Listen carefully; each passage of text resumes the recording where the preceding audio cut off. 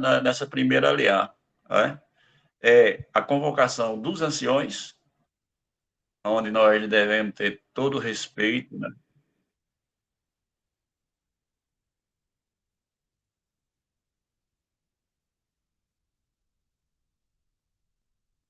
Pronto, vou Pronto? repetir. Pronto, vou repetir. Porque tem que primeiro escutar o. Então, é esse ponto que me chama a atenção. É a convocação dos anciões, que Israel sempre teve todo respeito, só se movimentava, só fazia alguma coisa quando tomava conselho dos seus anciões. Né? É tanto que tem que um sábio pode ser chamado de ancião, desde que você reconheça que ele é sábio, você pode chamá-lo de ancião, porque nos anciões Israel vê a sabedoria do povo. Porque não é só o que está escrito na Torá. Nós temos que ver também que Israel tem toda uma história. E toda essa história está ligada ao povo de Israel. Então, o judaísmo não é só Torá. É Torá mais povo. Nós temos que olhar isso aí também. Então, é o que me chama a atenção são esses dois pontos, nessa primeira ali. Doutor Eugênio aí. Baruch Hashem. Eu só quero pedir, assim, se não for incômodo, eu sei que tem algumas pessoas tímidas, né? Mas quando for falar, liga a câmera também para sair bem na fita aí, certo? Aí, um bonito aí, né? Muito bem. Isso é bastante interessante. Né? Essa paraxá Shemini significa oitavo, e ela tem algumas revelações, alguns significados espirituais bastante intrigantes e edificantes. Né? Essa paraxá, ela tem 18 mandamentos, 18 mitzvot, 9 proibitivos e 9 negativos. Depois a gente pode falar a respeito de cada um. Cada um vai ter um aprendizado, um ensino bastante extenso, não daria para a gente falar aqui, né? Mas, no geral, Shemini, logicamente, é uma continuação da paraxá anterior de Sábio, né? Se você prestar atenção, nos últimos versículos da paraxá anterior, né, o Eterno manda eles construir durante 7 dias o tabernáculo. E no início da paraxá Shemini, no 8º dia, a glória do Eterno desce, né? A glória do Eterno desce. Mas por que isso? Isso é profético, isso aponta para futuramente e tipologicamente, profeticamente, para o Olam Rabá, né? O mundo vindouro. O que acontece? Então, a Parashat Salvo, ela descreve os 7 primeiros dias, né, da consagração do tabernáculo. E no começo da Parashá, né, da Shemini, descreve o final, o 8º dia da consagração. Quando a presença divina, a presença do Eterno, ela finalmente desce ali no tabernáculo. Como existem, né, 7 dias na semana, certo? O número 7, ele alude ao ciclo do mundo natural, mundo físico. Embora a gente saiba que o 7 também representa a santidade, perfeição, mas o 7, ele representa o ciclo do mundo natural, certo? Desse mundo físico. Então, 8 representa aquilo que está além do mundo, o mundo espiritual, o reino espiritual mais sublime que desafia qualquer interação com esse mundo físico. Então, está além, certo? Então, simboliza também, 8º, se a gente pegar um 8 e deitado, ele vai simbolizar o símbolo da eternidade ou infinito. Né? Exatamente, o infinito, Macedo Motos comentou aí. Sendo verdadeiramente infinito, ele não tem nenhuma relação significativa com o mundo finito, o mundo limitado. Então, são opostos, o infinito com o finito, ou o ilimitado com o limitado. Né? E então há uma incompatibilidade entre o mundo físico e o mundo espiritual. Não é à toa que o apóstolo Paulo escreve que o mundo, a criatura, está separado do Criador pelo pecado. Né? O pecado fez separação entre nós e o eterno, entre esse mundo físico e o eterno. Então, 7 e 8, a Torá se refere, né? Nesse sentido, existe uma incompatibilidade, colocando Shemini, que é uma paraxá, né? Bem específica nesse sentido, para que a gente possa entender a importância dela nesse sentido. A Torá está nos ensinando que 8, que é infinito e divino, certo? E 7, que é mundano e físico. Não pode se misturar. E como é que a gente pode ter acesso a isso? Existe uma ponte, existe algo que pode intermediar ou alguém, né? Então, isso quer dizer que eles, o mundo físico e o mundo espiritual, né? O 7 e o 8, certo? Não pode ser misturado pelo homem sozinho, pelo nosso próprio esforço. A gente não chegaria a essa elevação, né? Mas Deus e seus mandamentos, é claro, não estão limitados por esse paradoxo, né? Por essa limitação. Certo? Então, o que acontece? Os mandamentos, as mitzvot, são uma ponte para a gente acessar esse mundo espiritual, essa elevação, essa conexão com o sagrado, com o divino. Então, quando o homem segue a ordem, né, de Deus para executar uma tarefa em particular, um objeto físico, certo? Nós testemunhamos certo? Uma improvável fusão de opostos, né? Então, quando a gente cumpre o mandamento, a mitzvot, nós estamos indo do eterno para este mundo, numa espécie de fusão. Nós estamos sendo coparticipantes dessa fusão, dessa vontade divina. Porque o propósito de Deus é fazer uma morada para ele aqui no mundo inferior, nas partes mais baixas. O mundo cristão ensina diferente, que a gente tem que sair da matéria para chegar ao espiritual, que a gente tem que sair desse mundo para o céu. Mas não é isso que a Torá ensina. E nem a palavra de Deus, no contexto geral, né? A Bíblia, né? É o contrário, o mundo espiritual vem para a Terra e vai se fundir com ela. Então, nós temos essa missão de trazer este mundo espiritual. Nós somos embaixadores, né, representantes do reino de Deus aqui na Terra. Então,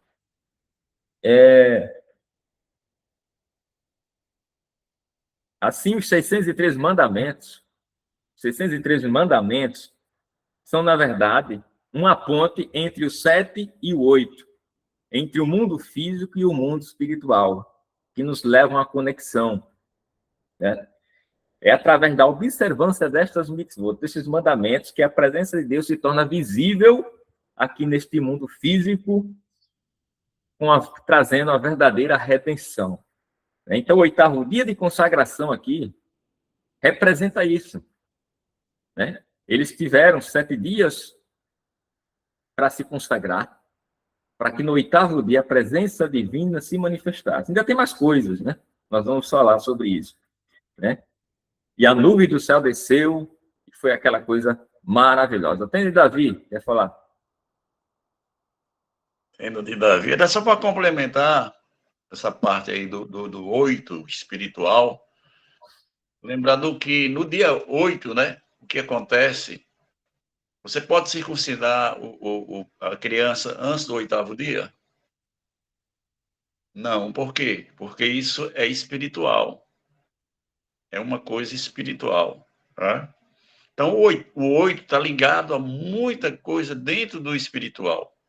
Mas muito, não é pouco, não. Citei só o exemplo aí da circuncisão, né? Mas tem muito. E outra coisa, após eles concluírem o Mishkan, né? eles temiam porque não sabia se o Eterno ia habitar neles ou ia habitar dentro do santuário. Então havia esse temor, essa expectativa de como seria. E também, né, isso aí nos remete ao futuro da vinda, né, do Eterno para habitar com o homem aqui na Terra, não no céu, como é pregado aí pelas outras plataformas.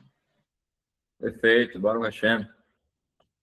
Então, segundo Rashi e o Midrash, o 8º dia aqui, do versículo 1 do capítulo 9, ele coincidiu com o primeiro dia do primeiro mês do segundo ano, primeiro dia Aviv.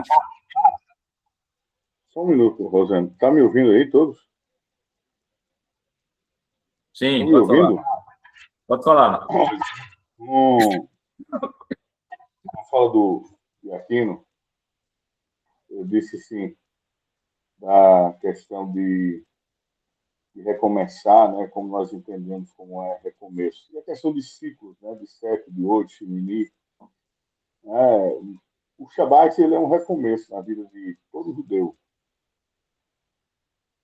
E o que Aquino disse é muito pertinente, ele disse assim, né, o receio de ofertar, né, o receio de ofertar quando estamos, ao nosso ver, longe da misericórdia do Eterno, longe da sua receita, nós temos aquele medo, né? Aquele medo de não ser aceito.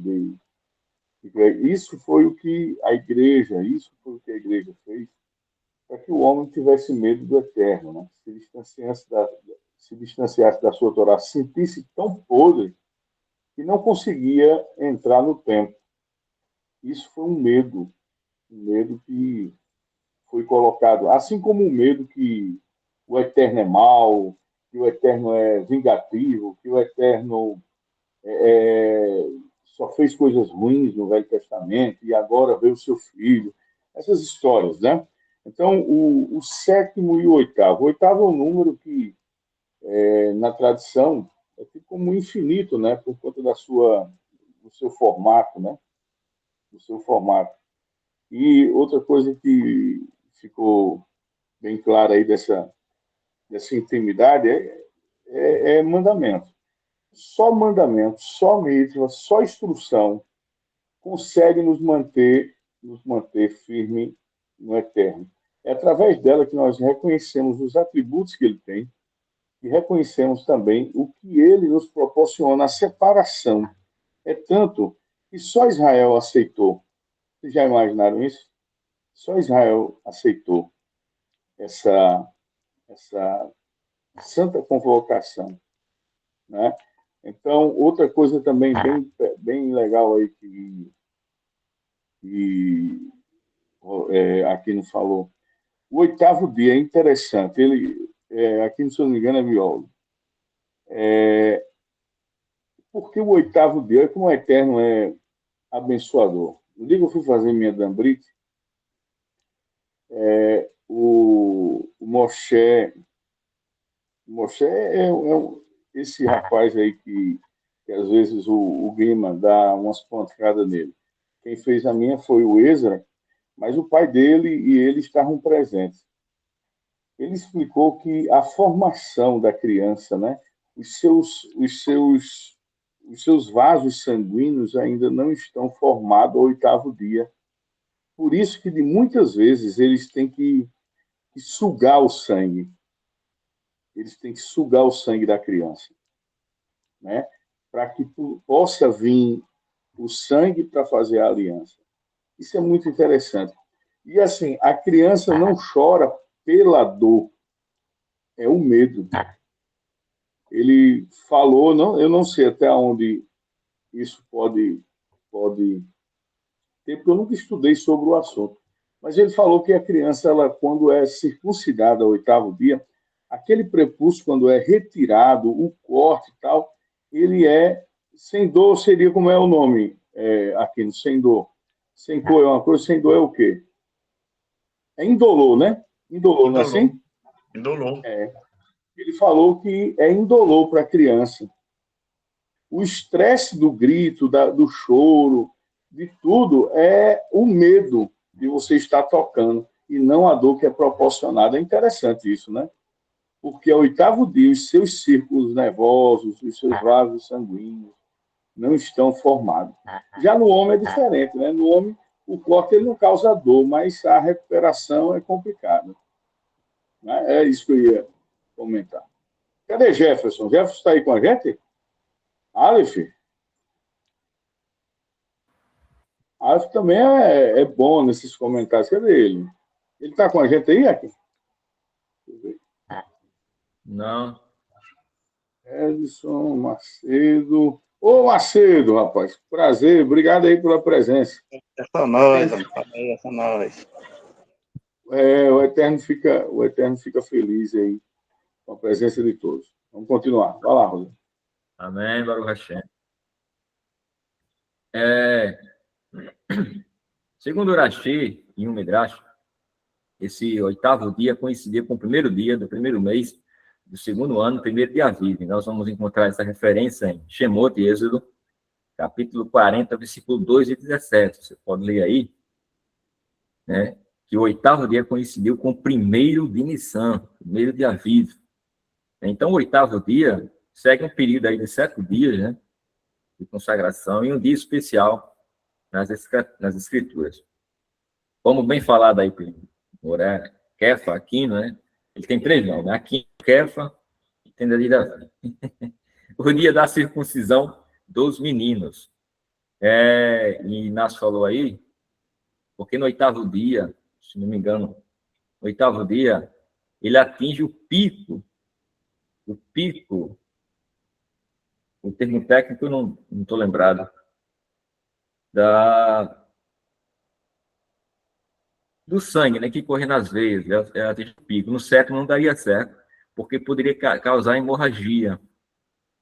Então, no 8º dia é o dia ideal, cientificamente falando, né, para que houvesse fazer. É quando ele completa o ciclo da circulação sanguínea. Como é que, deixa eu ver se eu se recorda ainda o nome. Porque ela se divide, né? A parte superior e a parte inferior. Periférico. Isso. Pronto, perfeito. O 8º dia também, depois da festa de Sukkot, do tabernáculo, né, chamado Shemini Atzeret, o 8º grande dia, ou 8º dia da Assembleia, né? O 8º também, como o dia representa 1000 anos, né? O 8º dia simboliza o 8º milênio, ou seja, o Olam Rabá, o mundo vindouro, após o Shabbat Hagadol, né? A era messiânica, o reino milenar. Após isso, nós entramos aí na eternidade. Né? Então, o 8º representa o recomeço, a renovação, mas no sentido de eterno, em que o próprio Eterno descerá e habitará conosco, como ele próprio diz na sua palavra, né? E serei o seu Deus, habitarei convosco, você será meu povo e serei o seu Deus. Né? Então, o Eterno já estava falando desde Êxodo que isso ia acontecer. Né? Quando foi libertar o povo de Israel do Egito, falou isso para Moshe e para o seu povo. Então, milênio depois da criação do homem, né? Nós passamos 6.000 anos, passaram 6.000 anos, né? E o 7º vai ser o Shabbat Hagadol com o Mashiach, né? Então, o Shabbat vai ser essa ponte para ligar o mundo físico com o mundo espiritual. Então, quando vier o 8º, terminar o Shabbat Hagadol, o 7º milênio, então o Eterno vem e vai fundir o seu reino, né? Termo, ele vai fundir o seu reino espiritual, o mundo celestial, com o mundo físico, transformando numa nova matéria, numa nova realidade, numa nova dimensão, certo? Isso que chamamos na filosofia de dialética, né? Nós temos uma tese, nós temos uma antítese e depois vem uma síntese, que é um entendimento das duas posições. Nós podemos usar isso como analogia. Então, nesse momento serão instituídos novos céus e nova terra, e o reino será entregue pelo Messias ao Pai. Né? Veja que o Messias Não é o próprio Pai, como muitos querem pregar por aí, que ele é o Deus, né?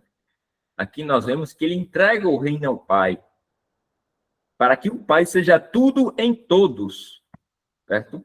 Tudo em todos. E o Messias ficará como seu representante.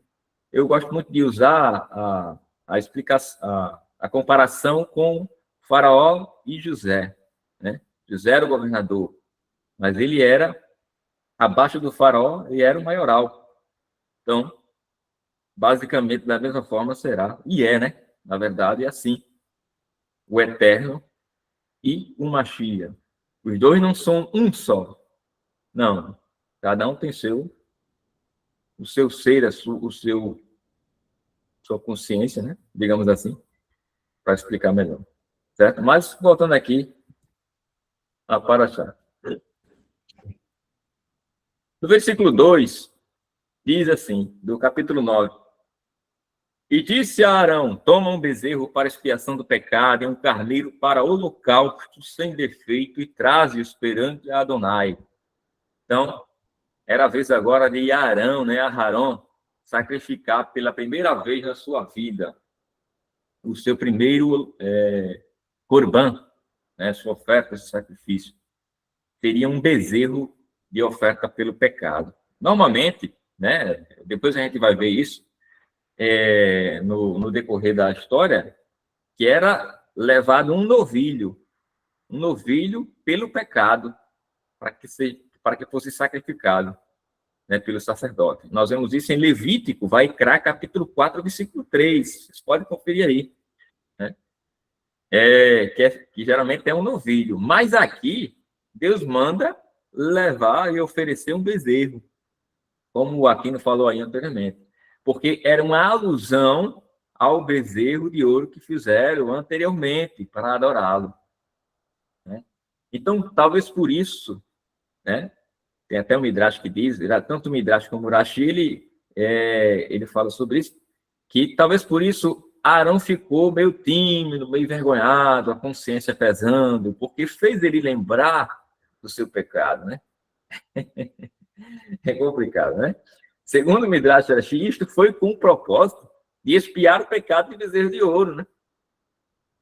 Não obstante, já outro sábio, Sifra, ele destaca que esse pecado já tinha sido perdoado pela intercessão de Moisés. E aí, o que vocês acham, né? De fato, o Eterno já tinha perdoado, né? Por Eu causa acho que da intercessão de Moshe, tinha perdoado, mas tem essa interpretação. eu acho que tinha sido perdoado, sim. Só que precisava que ele fizesse isso para dar exemplo aos outros o que fazer. Não é que não tenha sido perdoado, mas todo mundo ia ver o seguinte: não, eu pequei, tudo bem, mas a Hashem vai aceitar a minha oferta, então eu vou levar a minha oferta para perdão de pecado. Para perdão de pecado. Eu concordo aí, eu penso da mesma forma, e aí o senhor me fez lembrar uma coisa interessante, né? Ele também pode ser um propósito para ensiná-los, didático no sentido de que, olha, vamos matar um bezerro, né? Oferecer um bezerro, por quê? Vocês estavam adorando o bezerro, mas aqui o bezerro vai ser morto, para vocês entenderem que ele não é Deus, né? Ou seja, de alguma forma, o Eterno estava mostrando didaticamente que ele estava errado, trazendo um ensinamento, e o bezerro é inferior ao Deus, porque eles queriam adorar ao Eterno através de um bezerro de ouro. Só que se eu não me engano, doutor, a gente não vê mais oferecendo bezerro, e sim novilho. A partir daí, né? Exatamente. Isso. No versículo 6, sim, só os irmãos aí quiser comentar uma coisa, fazer uma pergunta, fica à vontade. Yohanan, Ederson, Macedo, quem está conosco mais? Deixa eu olhar aqui. Almada Monteiro, Shabbat Shalom. Eliane. Alguém quer comentar? Falar alguma coisa? Aqui é aberto, pessoal.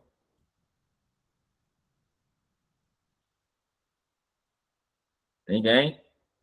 E o interessante, doutor, do senhor convidar aqui para que o pessoal Shabbat pergunte, Shalom. comente, o pessoal Shabbat pergunte Shalom. e comente, porque é dentro dos comentários que a gente aprende, entendeu? Então, se alguém traz um comentário novo, a gente aprende com isso.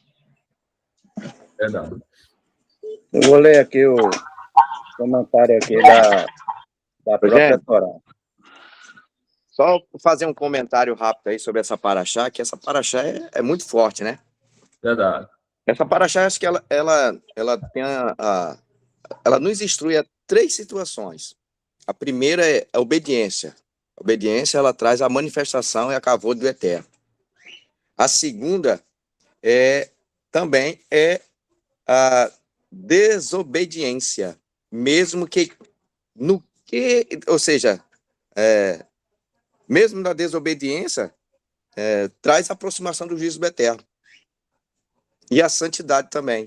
A santidade deve permanecer, ou seja, deve permanecer em toda a nossa vida. Nos mostra que a santidade, a gente tem que caminhar com ela toda a nossa vida.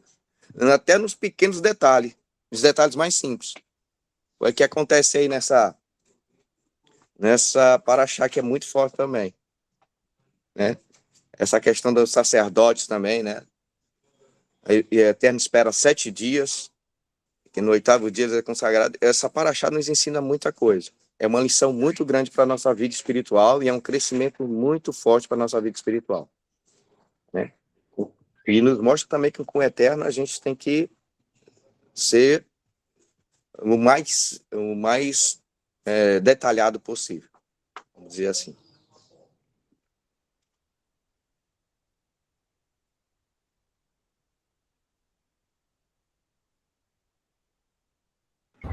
Pode falar aí, Ronan. Baruch Hashem. Obrigado pela participação, pela chamada. Shabbat Shalom, Lekulam. Eu quero só ler o comentário aqui da Torá, né? Sim, pode falar. O Midrash Rabbah comenta que o termo vai rir, usado neste versículo, indica aflição, enquanto que o termo vaiar pronuncia alegria. Durante todo o período de construção do tabernáculo, os filhos de Israel viviam em constante tensão, pois sabiam com certeza,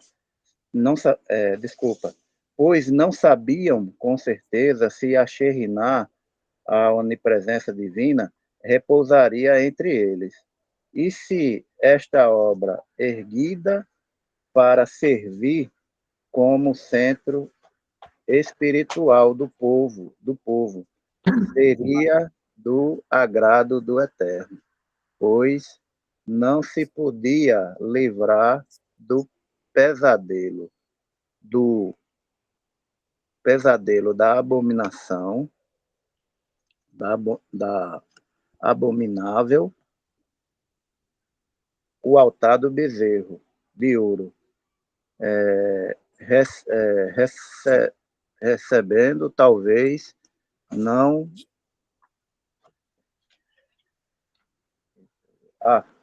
Eu estava lendo aqui o comentário da outra palavra, desculpa. Por isso que eu estava achando estranho. E foi no 8º dia, né? No 8º dia, Moisés chamou Arão e seus filhos e os anciões de Israel para oferecer sacrifício por eles. E o povo, né? O Midrash relata porque Moisés chamou os anciões de Israel, apesar deles não poderem fazer nenhum serviço sacerdotal. Honra a velhice e obedecer à tradição judaica. Os filhos de Israel são comparados aos pássaros. O pássaro não pode voar sem a asa, Israel também não dá um passo sem subir os anciões. Em todas as conjecturas em, embaraçosas da sua história, Israel foi sempre guiado e aconselhado por estes. Entretanto, os rabinos também fazem notar que se os velhos são tão venerados, é porque se considera que a velhice seja um sinônimo de, de ciência e experiências. Somente o sábio, disse Rabi Yosef, merece ser chamado de Zaken, velho, mesmo que ele tenha pouca idade. Na, na linguagem do Midrash, Moisés disse a Arão, o bezerro de ouro que ajudaste a fabricar, desacreditou-te na opinião do povo, contribuindo para desvanecer o teu prestígio para o cargo de sacerdócio, mas com este bezerro de pecado que vais oferecer, será reabilitado. Este sacrifício servirá como uma demonstração pública que tu e o povo vos arrependeste do pecado praticado e de hoje em diante a glória do Eterno aparecerá a vós, né? Eu olhando esse comentário, eu acho interessante também, porque todo a questão do sacrifício que Deus, que o Eterno pede para que Arão faça, né? Participe ali, é justamente como uma remissão, né? Um perdoar de transgressão, porque Arão, a gente sabe que ele, e como o Midrash fala, e a história bíblica, ele perdeu a emuná, e por estar ali tomando conta do povo, por estar sendo,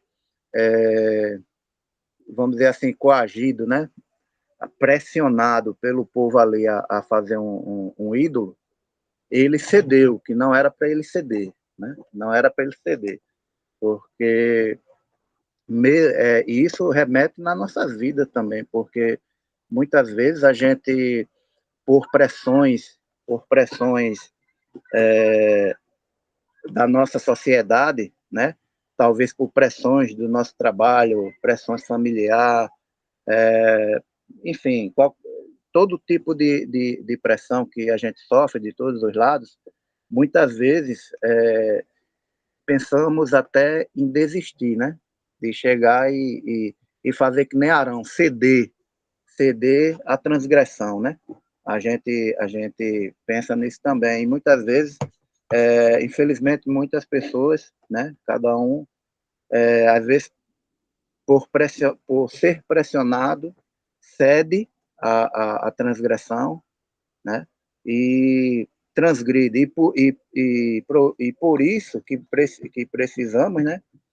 Que sejamos perdoados, que precisamos receber graça, né? Porque aqui, nesse contexto em si, eu vejo a graça de Deus com Arão e com o povo, né? Com Arão e com o povo, porque Arão fez o bezerro de ouro, né? Celebrou junto com eles e tudo, E ainda assim, depois que o Eterno diz, olha, vai lá, fizeram um bezerro de ouro, estão adorando, estão com idolatria e tal, e a gente sabe toda a história que foi que aconteceu. E agora tudo restabelecido, né?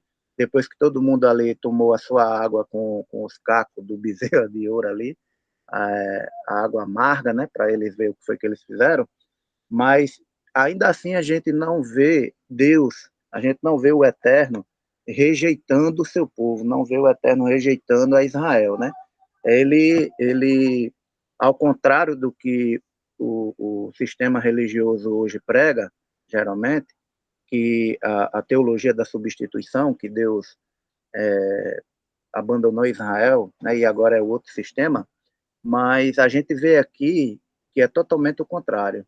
Né? Arão errou, se arrependeu, né? Se arrependeu e fez techuvá, né? Fez techuvá e agora o Eterno pede para ele fazer o sacrifício, seus filhos. Então, baseado aqui na minha concepção, né? Na minha humilde concepção aqui, eu vejo isso, sabe? A questão da graça de Deus com o povo, com Arão, né? A graça de Deus com o povo, porque é isso que, na verdade, o Eterno quer de nós, né? Que sempre, mesmo que a gente seja pressionado, mas que a gente não ceda, e se a gente ceder, se arrependa, faça techuvá, porque a graça dele está aí para nos oferecer de uma coisa que a gente não merece, né? Mas mesmo assim ele dá. Baruch Hashem, exatamente, né? O ato ali foi um ato remissivo, né? Remissão de resgate, de pagar o preço pelo que ele fez, né? Embora já perdoado, né? Muito interessante isso aí.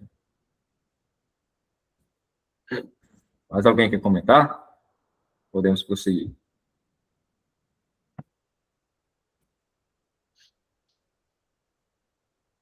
Versículo 6, capítulo 9.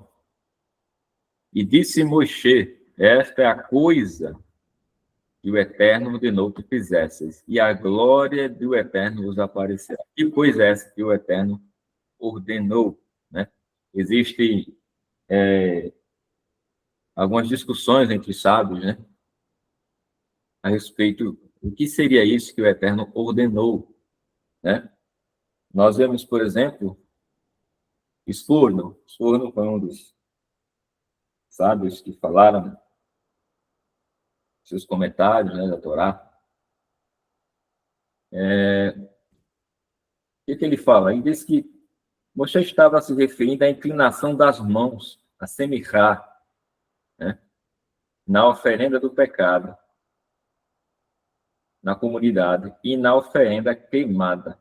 Né? Já Ibn Ezra disse que no versículo 6, Moisés estava se referindo às ordens dadas nos versículos 2 ao 4, né, de que o povo judeu deveria trazer animais.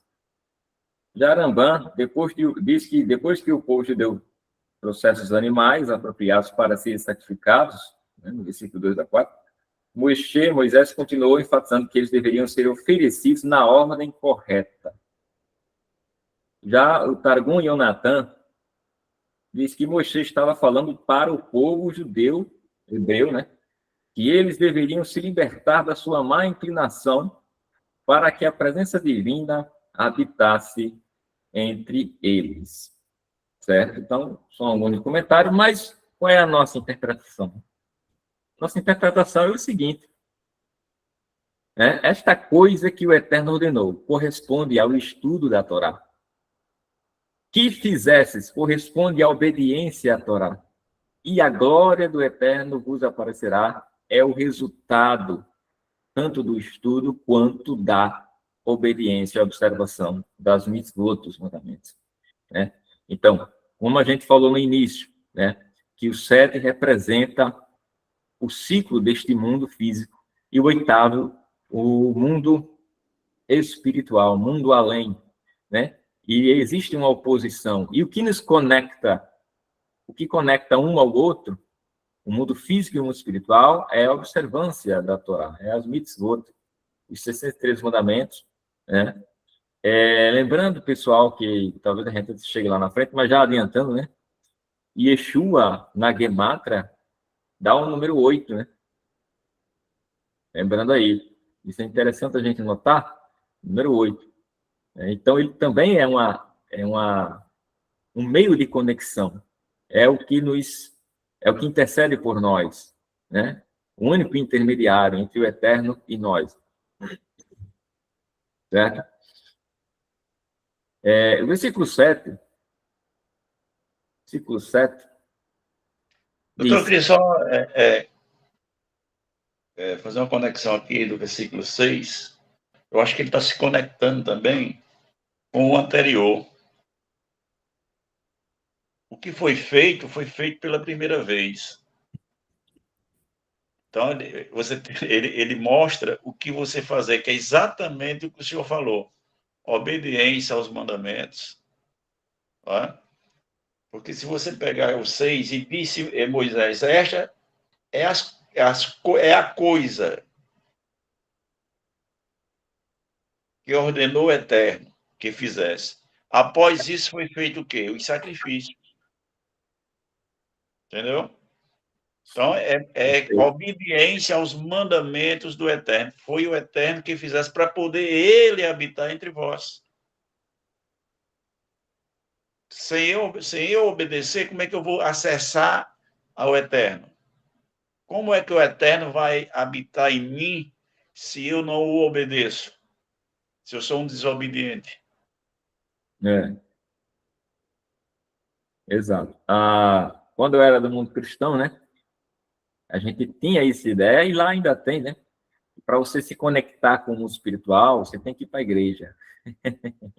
Se você não for para a igreja, você está desviado, você não vai receber as bênçãos. Você tem que estar orando em campanha de oração, é o que nos conecta, segundo eles. Mas aqui eles estavam fazendo sacrifício, né? É, Oferecendo sacrifício. mas a Torá ensina o seguinte, como já bem falado, e é importante a gente reiterar, né? O que nos conecta com o divino, com o sagrado, é a mitzvot. Eu cumpri o mandamento. Pronto, ontem à noite, ao pôr do sol à noite, a gente fez a contagem do homem. É um mandamento, é um cumprimento de um mandamento em 1 minuto. Você cumpriu uma mitzvot. Isso vai te aproximar do eterno. A aproximação. As mitzvot são a aproximação do mundo celestial. A gente tem que ter essa consciência. Nós não temos que ter a consciência do passado, da outra plataforma cristã. Isso é passado. Agora a gente está, digamos assim, mais elevado conscientemente em relação à palavra. Então, a nossa mentalidade agora é outra, né? Não é que a gente vai sair do mundo físico para o mundo espiritual, como eles pensam. É, na verdade, trazer o mundo espiritual para o mundo físico, né? Então, essa é a mentalidade da nossa comunidade em Netzarim, nazarenos, né? Seguidores do Mashiach. Baruch Hashem, coisa maravilhosa. O versículo 7, capítulo 9 de Vaikra, Levítico. E disse Moisés a Arão: chega-te ao altar e faz a tua expiação de pecado e o teu holocausto. Faz expiação por ti e pelo povo. Depois faz a oferta do povo e faz expiação por eles, como ordenou o Eterno. Então, pela segunda vez, né, Moisés diz a Arão que apresente a sua oferta. Então, isso nos leva a pensar o seguinte, que Arão estava a duvidar, né? Ele não estava bem, ele estava receoso, né? Porque ele ia ser o sumo sacerdote, né? A responsabilidade é grande, né? Então, como ser humano, a gente realmente, quando ficamos na posição de líder, algumas situações, ou logo no início, né? No início que você está apreensivo, está ansioso, está preocupado, se vai fazer correto, se as pessoas vão gostar de você, vão aprovar você. Então, todas essas preocupações humanas vêm à nossa mente, ao nosso coração, né? E não foi diferente com Arão. Então, ele estava a duvidar, e por isso não se atrevia a aproximar do altar. Então,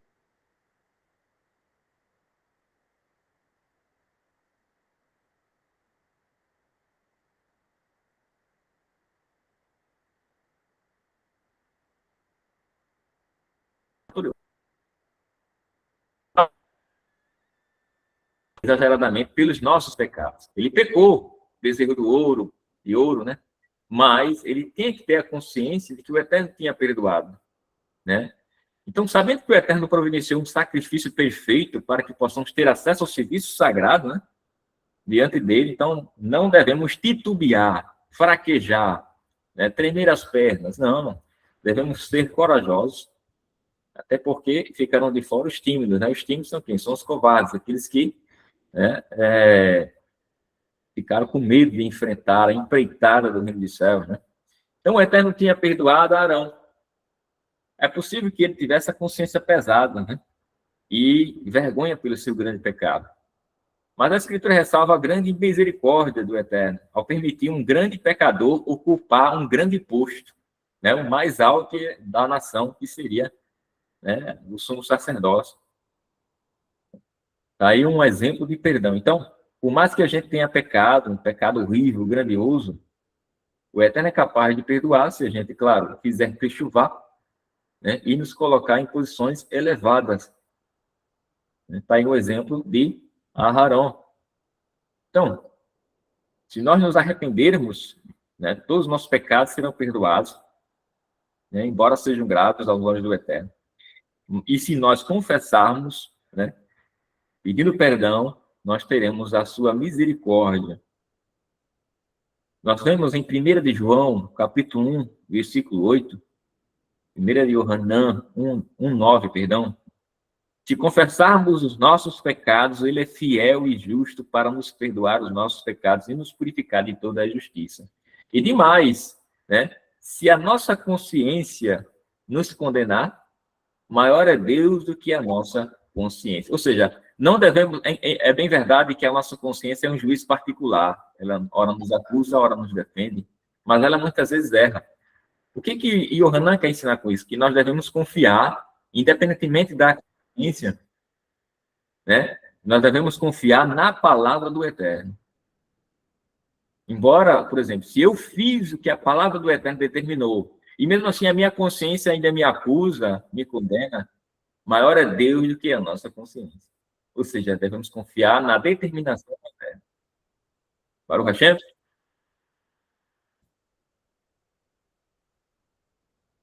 Em Jeremias, capítulo 31, versículo 34b, porque eles perdoaria a sua maldade e nunca mais me lembraria dos seus pecados. Então, nesse texto também é ensinado, né, que o Eterno perdoa e também os nossos pecados são esquecidos. É bem verdade que nós podemos entender esse texto aqui de forma escatológica também, né? Ou seja, existem duas interpretações. Podemos entender que o Eterno esquece nossos pecados agora ou somente vai esquecer nossos pecados na redenção, no Olam Rabá, né? Deixa aí para vocês a pergunta. Ou as duas, né? As duas posições. Uma síntese, né? Salmo 25:7. Não te lembres dos pecados da minha mocidade, nem das minhas transgressões, mas segundo a tua misericórdia, lembra-te de mim por tua bondade.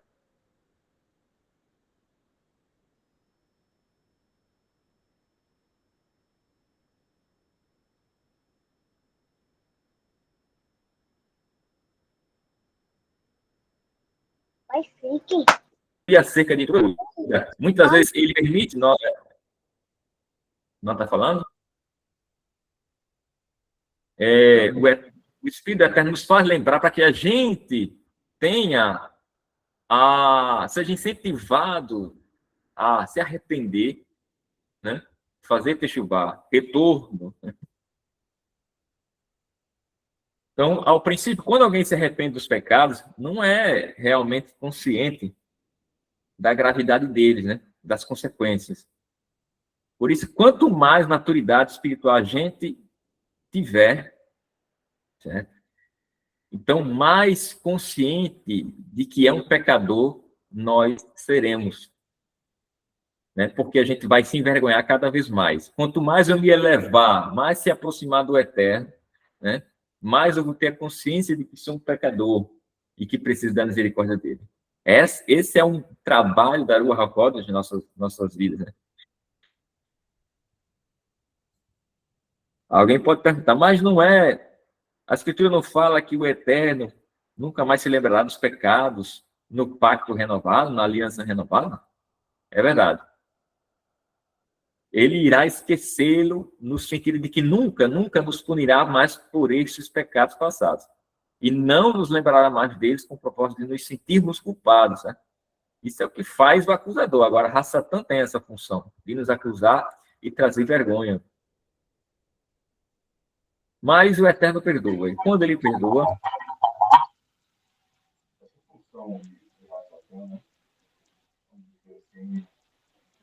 ele nos considera como se nunca tivéssemos cometido esses pecados. Não.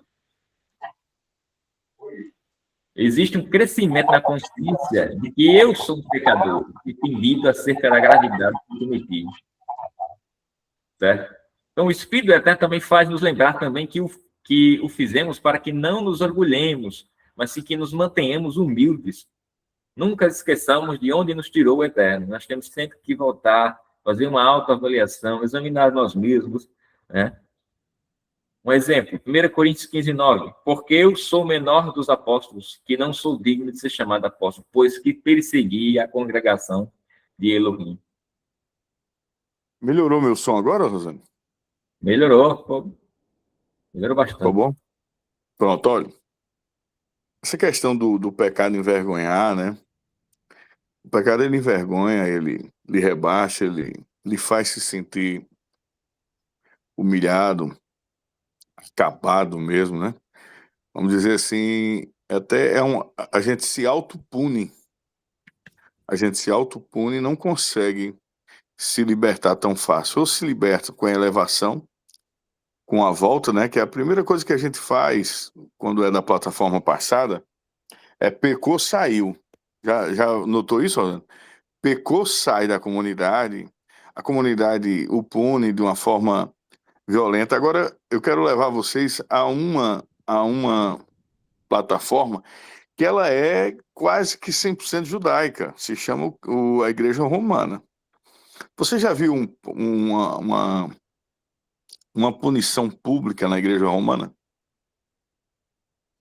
Você já viu alguém sendo levado à frente, humilhado, né? Eles têm um confessionário, eles têm a forma, e claro que isso aí era uma jogada, não existe essa questão de confessionário, mas a realidade que eu quero trazer é como ele trata o pecado, certo? O judaísmo trata o pecado de uma maneira diferente. O judaísmo trata o pecado ajudando, não punindo. Ajudando e levando a pessoa a techuvá. E a elevação, né? E a elevação. É tanto que todo momento que você vê aqui no Almada, Rosendo falando, nessa porção de Shemini, todas as vezes é falando sobre o quê? Elevação, recomeço, techuvá, né? Então são aplicações que nós devemos fazer na nossa vida, mas devemos levar isso para o cotidiano e devemos levar isso para todas as vezes pecarmos, para todas as... Não. É se cairmos, né? É como o apóstolo Paulo falou aí, né? É como o apóstolo Paulo falou aí, com Rosendo aí, aplicou o versículo, né? Mas tem, olha, eu vou dizer uma coisa a vocês, assim, confessar perante vocês. Nós temos defeitos de personalidades que nos fazem levar ao pecado, né? E nós devemos tratar isso. Agora, isso é independente, é líder, é não líder, é quem está à frente, é quem não está. É você que está escutando a Paraxá, é você que está sei lá. A elevação é mitzvah. A elevação é mitzvah. A elevação é fazer o que vocês estão fazendo aí hoje. Olha, nós aumentamos hoje a nossa audiência aí para 11 pessoas, já chegamos a 13, 14. Por quê? Porque vocês estão entendendo, se você tem uma pequena luz no Shabat, entre na Paraxá. Se você tem um pequeno espaço, que seja, entre na Paraxá. Deu para entrar, parabéns, Macedo, aí por estar de novo, parabéns, Almada, por estar aí com a gente, porque são esses reflexos de luz, né, que vão nos tirar da escravidão, pessoal, que vão nos tirar da escravidão.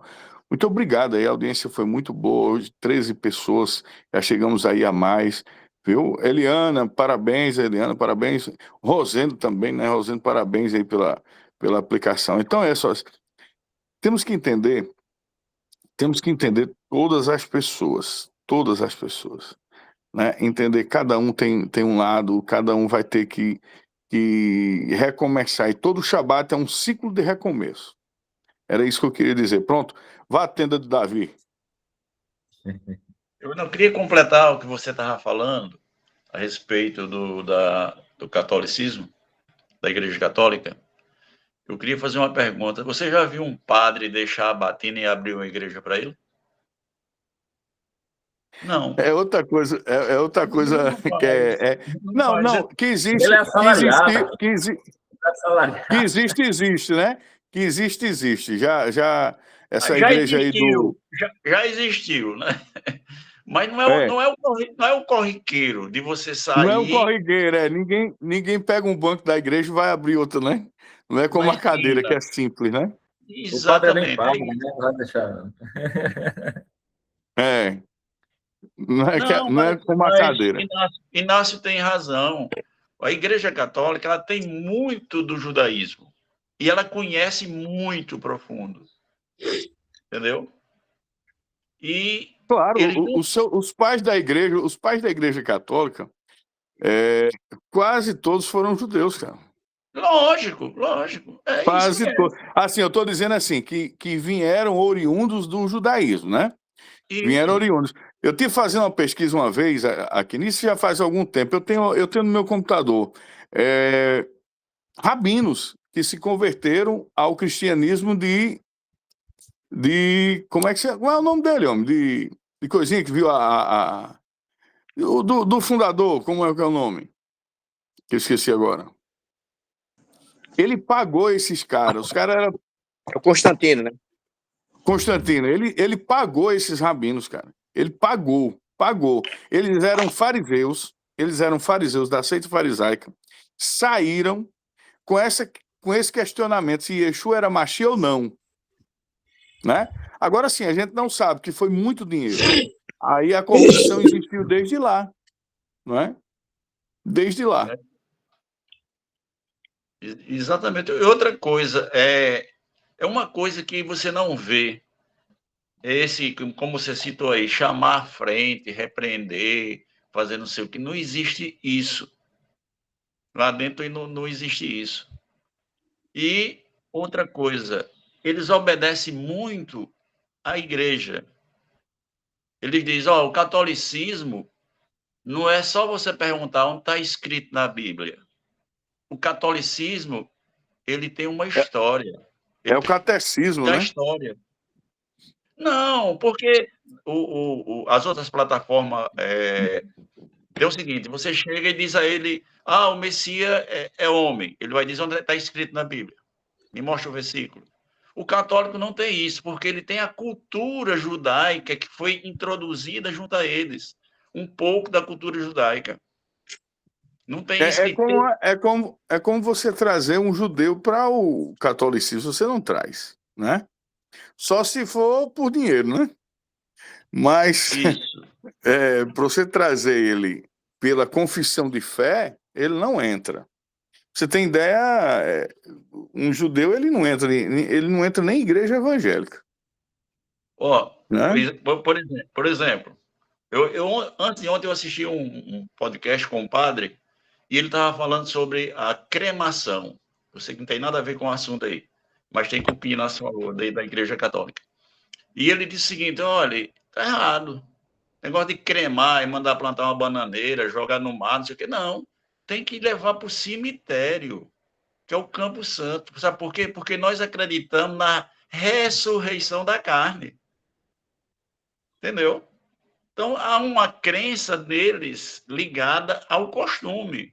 uma coisa que há no judaísmo também, ligado às tradições. E muitas vezes, alguns dizem assim, mas onde é que está escrito? Ah, não, isso é tradição. Não, isso é midrash. Entendeu? Mas você tem que estudar o todo. O É o todo. conceito, né? O princípio, né? O princípio de tudo. Perfeito, Esse negócio do Campo Santo é sério. Olha, todo cemitério é de quem? É de quem a administração? Antigamente era totalmente da Igreja Católica. Hoje as prefeituras é quem usam a administração do cemitério, né? Porque é uma forma de ganhar imposto. Mas de primeiro esses impostos eram todos da Igreja Católica, eram terrenos da Igreja Católica, né? Então, aonde nós temos uma presença assídua, por exemplo, Recife tem cemitério judaico. Natal tem cemitério judaico, né? Tem cemitério judaico, né? E se assim o Eterno permitir, nós vamos ter em Mossoró também, vamos ter em Currais Novos, vamos ter em Natal, o nosso, né?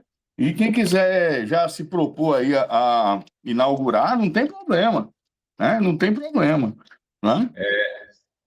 Aí, Edinaldo quer falar aí, Edinaldo. Bom dia, Shalom para todos. Na Quadrangular Global, eu conheço dois ex-padres, né? Que saiu da Igreja Católica e abriu a igreja, né? Aí se afiliou-se à Quadrangular Global, entendeu? Tem alguns, né? Acontece, mas não todos, mas... Edinaldo, mas assim, mas não foi com os princípios católicos, entendeu? Não foi com os princípios católicos. Não usa batina, mas ele usa as ferramentas para atrair os fiéis, as ferramentas católicas. Então é por causa do salário. Hein? Por causa do salário. Não, mas saiu, mas de qualquer forma saiu. Eu estou só colocando em pauta que não saiu da igreja católica, que virou pastor. A gente tá falando, pastor Arnaldo, a gente tá falando do conceito, assim, saiu, mas não montou uma igreja assim como católica, com imagens, com isso, com aquilo, entendeu? É porque eu quero... Agora você está sendo mais profundo. Por exemplo, você sai da Assembleia de Deus, aí você bota uma plaquinha, Assembleia, não sei das contas, na esquina e vai concorrer lá. Entendeu? Você saiu, era diácono, você chega lá, pronto, já é pastor. É difícil, né? Não tem isso no catolicismo. Você pode casar, ir para outra igreja, mas não tem isso, tá? Essa concorrência. É igual, por exemplo, né? Vamos prosseguir. Tá bom. Já saiu do assunto, né? Obrigado. Então, Rashi fala o seguinte: porque Arão estava envergonhado e com medo de se aproximar do altar. Então Moisés diz-lhe: por que você está envergonhado? Você foi escolhido para isto. Então, nós somos escolhidos, cada um de nós temos uma missão, um propósito. Não sei pelo que o Eterno te chamou, mas cada um deve saber no íntimo do seu coração qual é o seu propósito. Eu acho que a Eliane, ela sempre está achando pessoas aí nas ruas, ela tem um talento, tem um dom aí de evangelizar, né? Só brincadeira, mas realmente ela sempre está achando pessoas aí que estão fazendo chuvar. Parabéns, Eterno abençoe, consiga as pessoas, né? Exatamente. Então, voltando aqui ao assunto, né? Olha só, em Efésios 3:8 diz: a mim ainda menor que o mais pequeno de todos os santos, me foi dada esta graça de anunciar entre os goim, gentios, por meio do evangelho, as riquezas incompreensíveis do Mashiach. Então, no final da sua fala, ele fala também de si mesmo, em 1 Timóteo 1:15-16. Esta é a palavra fiel e digna de toda aceitação, que Yeshua HaMashiach veio ao mundo para salvar os pecadores, dos quais eu sou o principal. Mas por isso alcancei misericórdia, para que em mim, que sou o principal, Yeshua HaMashiach mostrasse toda a sua longanimidade, para exemplo dos que haviam de crer nele para a vida eterna. Então, os nossos pecados eles foram apagados e perdoados pela morte do Messias, representado no sacrifício, né, de ratá, sacrifício de pecado. Mas, conforme vamos crescendo espiritualmente, nós entendemos cada vez mais a gravidade daquilo que nós fizemos errado. Então surge em nós mesmos uma imensa gratidão, que produz um louvor eterno, né, a Adonai pela obra, né, redentora do Messias que faz em nós, né? Certo? Vamos ler aí a segunda aliá. Quem pode ler, por gentileza? Capítulo 9, 17 ao 23, é isso?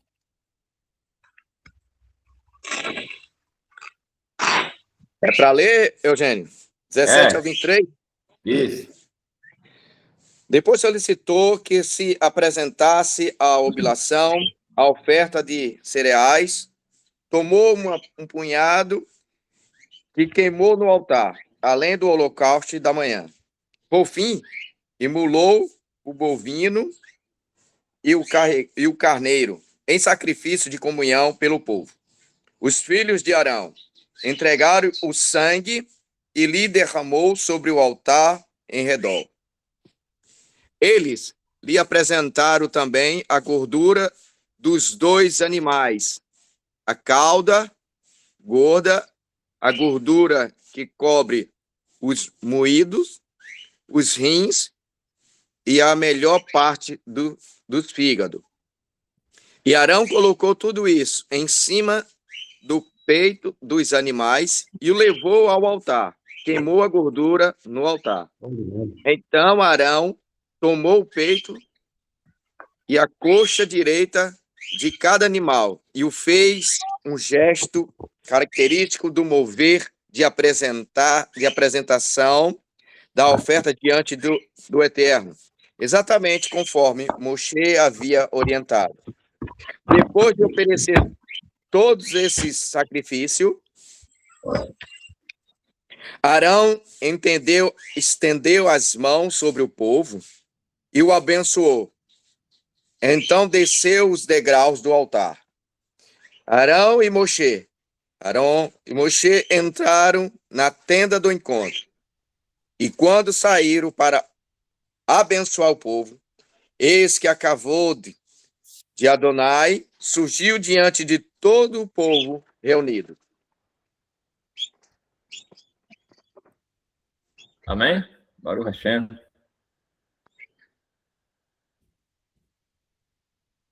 Então, nós vemos aqui, né, que Arão abençoou o povo. Segundo Rashi, ele usou as palavras de bênção dos sacerdotes em hebraico, Abikat Kohanim, que se encontra em Bamidbar, números 6, 24 e 26.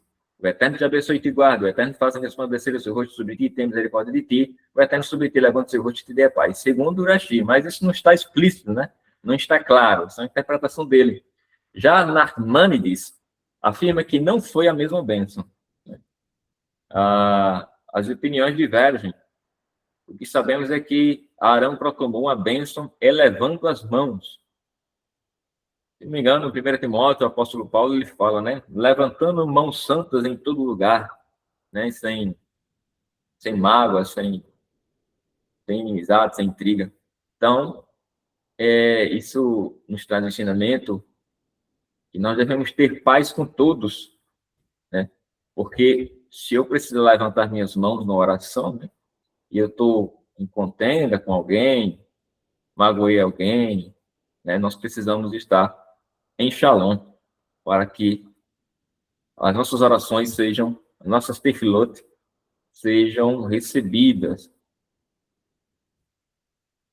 Versículo 23. Então entraram Moisés e Arão na tenda da congregação, depois saíram e abençoaram o povo, e a glória do Eterno apareceu a todo o povo. O Eterno tinha prometido mostrar sua glória nesse dia, mas apesar de Arão, né, ter cumprido aquilo que lhe for incutido, né, de fazer o holocausto, ter abençoado o povo, ainda não tinha vindo a glória do Eterno.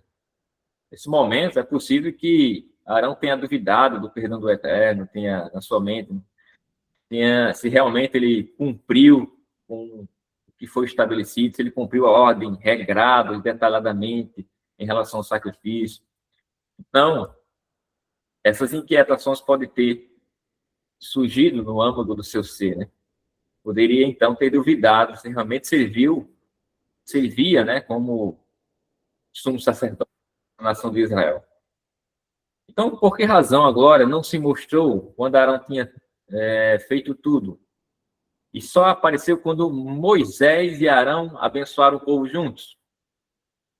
Bom, segundo o Rashi, ele apresenta duas razões para isso, né? Primeiro que entraram no tabernáculo para que Moisés lhe ensinasse como queimar o incenso. Ainda faltava isso, para que a glória do Eterno descesse. E segundo, entraram no tabernáculo para suplicar juntos que o Eterno enviara a sua Shekhinah, sua presença divina, a sua glória. Então, a glória do Eterno veio apenas quando os dois irmãos se uniram para abençoar o povo. Então, nós falamos aqui de unidade da comunidade, num propósito só, em um só Espírito, em um só Ruach. Então, primeiro tinham estudado a Torá, logo tinham obedecido a Torá, tinham oferecido os sacrifícios prescritos, mas, todavia, não tinha aparecido a glória ainda do Eterno. Então, isso nos ensina que a única coisa que finalmente pode trazer a glória, além do estudo da Torá, além dos mandamentos, é a união, que é o complemento, é a cereja do bolo. É a união que traz a glória do Eterno sobre nós. É a unidade dos irmãos. Salmo Terrilim 133. Inematov, né? Quem lembra, quem conhece a música? Inematov Umanaim Shevet Yachim Gam Yachad. Quão bom e quão agradável, suave é que os irmãos vivam em união, né? Então, Eugênio, isso também nos sim, chama a atenção, a unidade do povo do Eterno no Acarral, para estar perfeito, junto no Shabat, para estar junto ali, né, no Acarral, que aí a gente vê perfeitamente.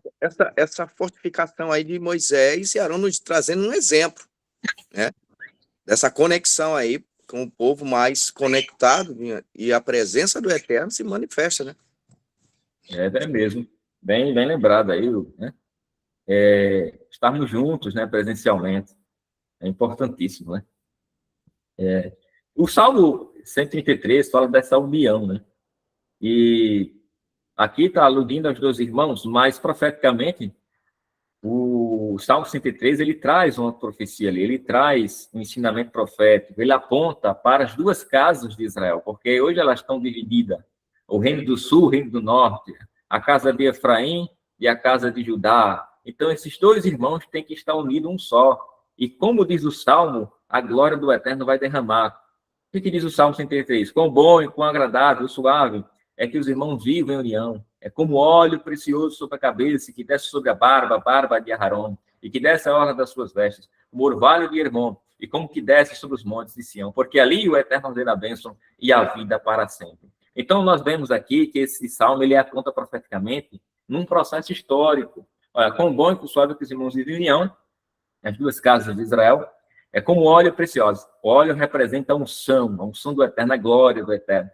Vai descer sobre a cabeça que desce sobre a barba, né? E a barba de Arão. Então, nós estamos falando aqui dos períodos da nação de Israel, do povo de Israel, da redenção, que desce sobre a barba das suas vestes. E as vestes representam o final dos tempos, aí a congregação, onde a unção vai ser derramada, né? No retorno aí, na segunda vinda do Mashiach. Então, é como o orvalho do Hermon e como que desce sobre os montes de Sião, porque ali o Eterno ordena a bênção e a vida para sempre, ou seja, no Olam Rabá, no mundo vindouro. Então, se nós pegarmos aqui, existe uma trajetória aqui, e ela representa justamente essa linha de tempo, né? Entre o Moisés até a congregação de Yeshua, né? A congregação de Israel. Então, temos vários exemplos nas Escrituras de que os irmãos estejam juntos para que a bênção do Eterno desça, né? Por exemplo, Moisés e Arão, Efraim, Manassés, Pedro e André, Jacó e José, né? Tiago e João, Jacó e João, Tiago e Judas, né? Dos irmãos de Yeshua. Então, se Moisés e Arão não tivessem tido essa unidade, não se teria manifestado a Shekhinah, a presença do Eterno nesse dia. Então, isso nos ensina que Se não estamos viver juntos, se não estamos a viver juntos, em harmonia, não virá a presença do Eterno sobre nós. Sempre vai faltar, ficaremos de forma incompleta, né? Vai faltar alguma coisa. Tiago 4:1 diz: de onde vêm as guerras e pelejas entre vós? Porventura não vem disto a saber que dos vossos deleites, que nos vossos membros guerreiam? Então, a chave para entender a causa das guerras e conflitos, né, entre os irmãos são os caprichos, nossos desejos, nossos próprios interesses, muitas vezes divergem do interesse do outro. Então, os caprichos egoístas são os que causam as dissensões, as facções, as divisões entre os irmãos. 1 Coríntios 3:13 está escrito: porque ainda sois carnais, pois havendo entre vós inveja, contendas e dissensões, não sois porventura carnais e não andais segundo os homens? Então, vemos que os ciúmes, as contendas são produzidas pela carne. Né? O Yetzer Hará, a inclinação do mal, né? Nossos instintos, né? A solução para esse tipo de conflito é andar no espírito, alimentar o espírito com o estudo da Torá, cumprimento das mitzvot, para que o fruto do espírito possa dominar sobre o desejo maligno da nossa carne. Por último, nesse texto aqui, 1 Coríntios 13, ele fala do amor, né? Que o amor é sofredor, né? O amor não é invejoso, capítulo 13 de 1 Coríntios. O amor não trata com leviandade, não se ensoberbece, não se porta com indecência, não busca seus interesses, não se irrita, não suspeita mal, não folga com a injustiça, não folga mas folga com a verdade, tudo sofre, tudo crê, tudo espera, tudo suporta. É difícil, mas se nós andarmos no Espírito, né, o Espírito ele nos capacita para que a gente possa darmos o máximo de nós para que essa realidade venha se cumprir em nós.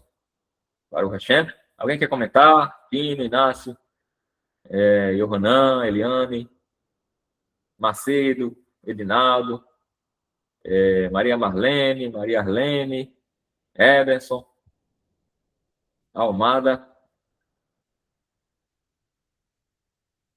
Ele ainda está trabalhando, né? Está podendo falar? Pode comentar? Sim. Mas tá ouvindo, isso é bom. Eu acho, doutor, que comentar a respeito disso já foi feito muito bem por Amado, senhor. A união dos irmãos que participam de determinada comunidade, eles devem sempre estar presentes, estar juntos, porque quando há desunião, agora pronto, não digo desunião, enganchou aqui. Quando são desunidos dentro de sua própria casa, ele vai ser desunido em todo canto. Se eu faço parte de uma comunidade e não procuro estar presente nos trabalhos, estar unido com os irmãos, especialmente com os líderes, como é que o Eterno vai poder operar? Tem como. Entendeu? Acho que já foi comentado. Eu queria que fosse logo o capítulo 10, porque tem muita coisa boa lá no capítulo 10. Vamos, capítulo 10 agora. E o Ronan ia comentar antes, se quiser, pode falar. Não, pode ir.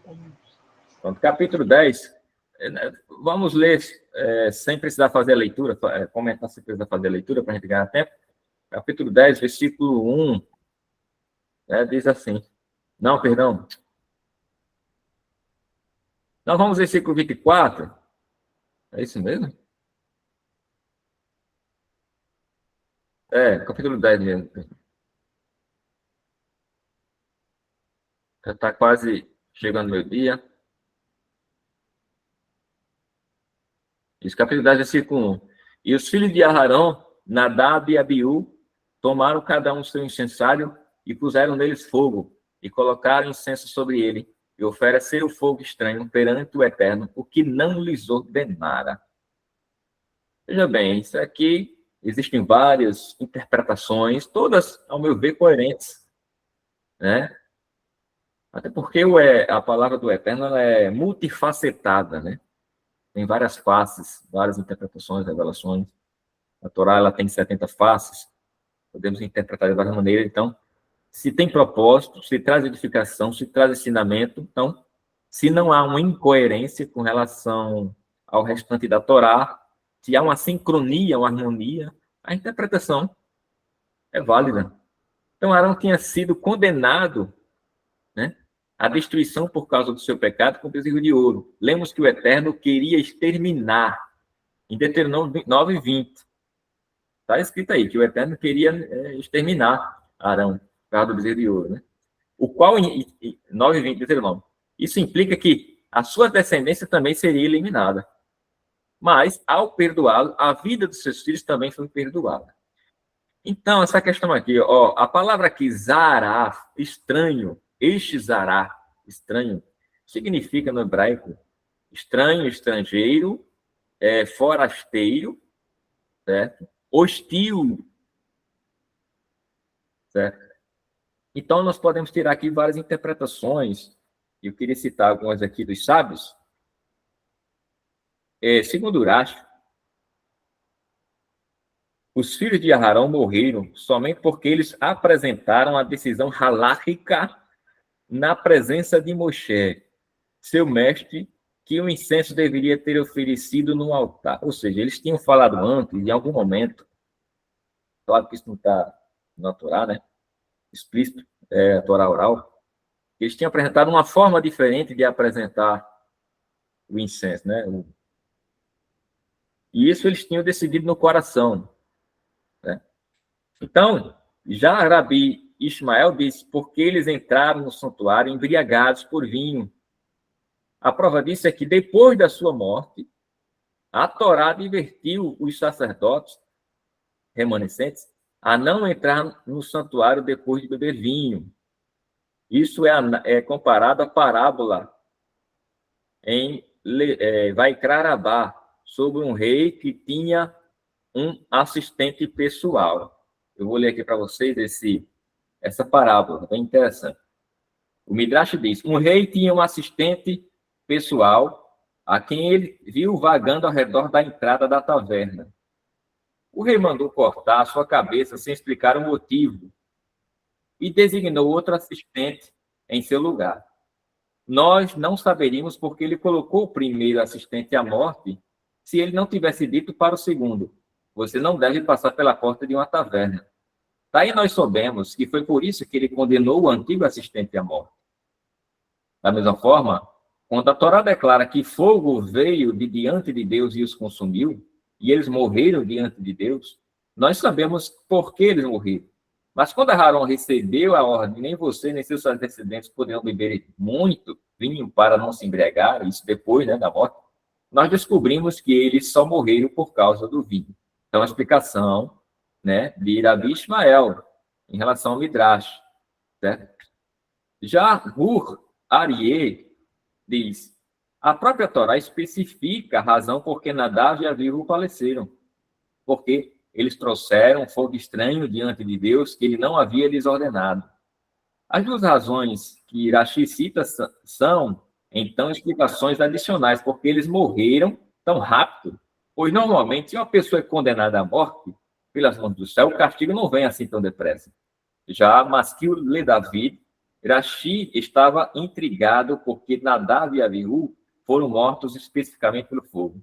Irashi, então, explica assim que seu pecado estava conectado ao fogo, já que eles emitiram a decisão halárrica sobre a oferenda de incenso no fogo na presença de Moshe. Então, o castigo deles foi também pelo fogo, medida por medida. Então, nós vemos que o mesmo fogo que desceu do céu para queimar o holocausto foi o mesmo fogo também para matar Nadav e Abiú, né? Então, o mesmo fogo pode trazer glória, trazer bênção, perdão, mas o mesmo fogo também pode trazer juízo, morte, condenação. Doutor Eugênio, eu acho que Sim. tem um comentário também que fala que a morte deles foi para a expiação dos pecados anteriores, porque na morte de um justo, né, há expiação de pecados anteriores. Então, isso retorna-se ao bezerro de ouro, a Arão, ao bezerro de ouro. Existe também esse comentário. Isso aí eu não conheço, não, mas assim, em relação à questão da morte do justo, vai depender do propósito, né? Eles Existem explicações que dizem que eles desobedeceram, outros vão dizer que eles obedeceram, na verdade. Eles queriam chegar tão perto ao céu. Eu vou falar aqui mais uma interpretação bastante interessante do movimento racídico, que é uma interpretação mais mística, certo? Que, na verdade, eles obedeceram, eles fizeram a coisa certa, mas de forma... Não era o momento para eles, né? Ó, porque Nadav e Abihu entraram no santuário embriagados com vinho? O pensamento racídico explica que eles não beberam, de fato, vinho físico. E o seu desejo não era pelo vinho por si próprio, né?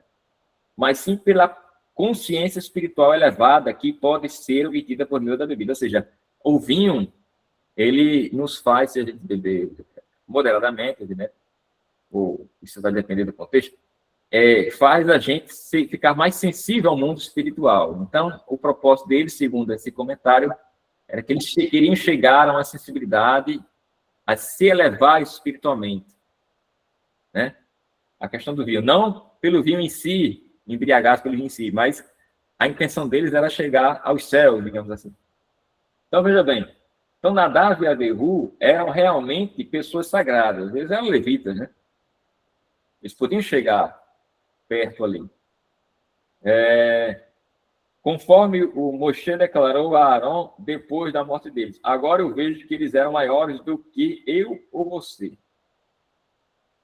Assim, não só que eles entraram no santuário para ficarem mais perto de Deus, como assim o fizeram sob a influência do álcool, ou seja, da fermentação. Pois achavam que isto os ajudaria a se aproximar ainda mais. Pois aí a fermentação, o álcool, né, elevaria a sua sensibilidade espiritual. Mas seu desejo pela espiritualidade estava desequilibrado. Nadav e Abihu simplesmente morreram porque ficaram tão perto de Deus que eles já não queriam mais uma existência corporal, ficar neste mundo, não queriam mais. E enquanto é realmente apropriado e admirável para um hebreu, um israelita, ter um intenso anseio por Deus, assim como o de Nadav e Abihu, a pessoa deve ser capaz de redirecionar a inspiração espiritual para dentro da vida cotidiana. Ou seja, eles não estavam preparados, embora estivessem a intenção de se aproximar de Deus, estavam fazendo no momento errado, porque eles não estavam preparados espiritualmente. Eles não tinham ainda uma vida cotidiana baseada no cumprimento das mitzvot. Então, espiritualmente, não estavam preparados. Embora eles tenham bebido vinho para ter uma sensibilidade espiritual, eles queriam chegar a ser elevados, chegar no mundo espiritual, mais próximo de Deus, né? Ou seja, a intenção era boa, mas a prática foi leviana, foi irresponsável, e até porque Deus não tinha ordenado. É o que eu falei, está no comentário aqui da Torá, no Midrash Vaikra, Rabá, né, que atribui outras razões à morte deles. Uma delas é caparar expiação dos pecados de suas gerações. Entendeu? Então, tem várias interpretações a respeito disso. Tem até viu, Eugênio? Tem um sentido mesmo aí que ele está falando aí, porque o nome Nadav significa doador. E o nome de Abihu é generoso. É muito interessante o significado do nome deles. E que eu vejo também aí nessa questão, sabe o que é, Eugênio? É que até que eles queriam se aproximar do Eterno, talvez eles tivessem feito não como tinha que ser feito, mas do jeito que eles queriam, que eles pensavam que ia se aproximar mais do Eterno. Então fizeram do jeito deles. Ou Exato. seja, tem muito sentido, né? Não sei se foi Rabão, ou foi aquele que você leu por último, que eu não esqueci agora o nome, em que eles acabam ali querendo se aproximar do Eterno, agora entenderam que essa forma que eles ia fazer, ou fizeram, acabou acontecendo o que aconteceu, né? Muito, muito forte isso aí. Assim, então, voltando aqui ao que eu estava falando antes, em Deuteronômio 20, Deus tinha determinado que ia exterminar Arão. e, consequentemente, a sua descendência, mas tinha perdoado. Então, seus filhos também foram perdoados. Então, nós entendemos, os dois morreram neste momento, né, desse fogo estranho, porque eles quiseram fazer do seu jeito, né, da sua forma, a forma halástica. Quando eles apresentaram a Moshe antes, não, a gente tem uma forma halástica, a gente acha que deve ser dessa forma, né? E foram fazer dessa. Por isso, o fogo estranho, o fogo hostil, que o Eterno não tinha ordenado, não tinha ensinado, instruído, né? Então, isso fez com que, de certa forma, o fogo da ira do Eterno descesse para matá-los, consumi-los, né? Embora eles tivessem a intenção de se aproximar de Deus, o momento ali não foi propício para eles. Então, os dois morreram nesse momento, eles se viram, de certa forma também pode ser entendido com rebeldia, porque apresentaram um fogo estranho, o que Deus não tinha determinado. Então, fala-se de fogo estranho. O fogo estranho poderia significar que o fogo tinha sido tirado de um lugar também estranho, pode ser entendido dessa forma. Ele tirou um fogo, e não o fogo do altar, tirou um fogo de outro lugar, não era um fogo, porque existe midrash que fala que o fogo do altar continuamente não se apagava. Então, também se pode entender que oferecer algo ao Eterno de uma forma contrária a que ele estabeleceu, a que ele tinha ordenado, ele oferecer de uma forma diferente, contrária. Isso mostra que, se fizermos as coisas à nossa maneira, ao nosso modo, sem a orientação do Eterno, isso não irá agradar ao Eterno. Então, o Rashi cita a opinião de um Midrash que diz que eles fizeram algo sem consultar a autoridade espiritual, sem consultar Moisés, né? E, logicamente, ia ter a resposta de Deus através dele. Então, o ato de rebeldia trouxe graves consequências. O Rabi Ishmael disse que tinha entrado no santuário embriagado, e por isso mais tarde é dada a ordem, né, de proibição de beber vinho, quando tivesse, também é válida, né, porque logo depois ele explica que não é nenhum sacerdote para entrar embriagado. Isso está em Levítico, capítulo 10, versículo 9. E também o versículo 3 também dá uma resposta interessante sobre isso, né? Quando ele fala, porque as pessoas queriam fazer o luto, né? E o Eterno diz, através de Moisés, né? Isto é o que o Eterno falou, dizendo, serei santificado naqueles que se chegarem a mim, e serei glorificado diante de todo o povo. Né? Então, porém, Arão calou-se. Olha só. Eu acho que o versículo 4 também fala, dá uma resposta interessante. Deixa eu ver se eu acho aqui. Não, é lá mesmo. Deixa eu ver aqui se eu acho o 4. Não, é o 3 mesmo, é o 3. Né? Então, quanto mais perto do Eterno nós estamos, mais santidade nos é exigida. Ao que mais é dado, mais é cobrado. Então, é mais responsabilidade. Se alguém do povo tivesse cometido um erro semelhante, é possível que não tivesse sido morto. Mas eles eram levitas. Então, era exigido mais santidade, mais obediência, mais responsabilidade. Mas os que estão perto e pecam, sofrem maiores consequências pelo seu pecado. O líder tem mais privilégios, mas, ao mesmo tempo, é exigido a ele muito mais. Privilégios e responsabilidades andam sempre juntos. Então, para ter privilégios no reino, é necessário viver uma disciplina mais elevada e fazer mais sacrifício. Ou seja, é mais responsabilidade, mais peso, mais sacrifício em relação à família, né? Então, a sua vida pessoal é bastante pesada, né? Então, isto é o que o Eterno falou, essa frase. Quer dizer, quando o Eterno falou isso, parece ser uma citação parafraseada e sintetizada de Êxodo 29, 43 a 44, está escrito, e ali verei aos filhos de Israel, para que por minha glória sejam santificados. E santificarei a tenda da congregação e o altar. Também santificarei a Arão e seus filhos, para que me ali ministrem o sacerdócio. Então, sem santidade não há glória. A glória sem santidade mata.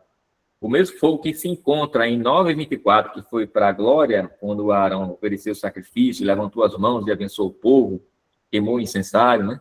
Foi o mesmo fogo que desceu para matar Nadab e Abiú. Então, aqueles que são canais para que o povo possa receber a presença divina têm que fazer as coisas com extremo cuidado e responsabilidade. Alguém poderá pensar, mas que exigência, quanta exigência o Eterno, né? Pede um serviço no santuário, se cometer um erro, morre. O Eterno é assim um Deus cruel, né? Isso é que o mundo geralmente questiona, né? Isso é um nécio tolo.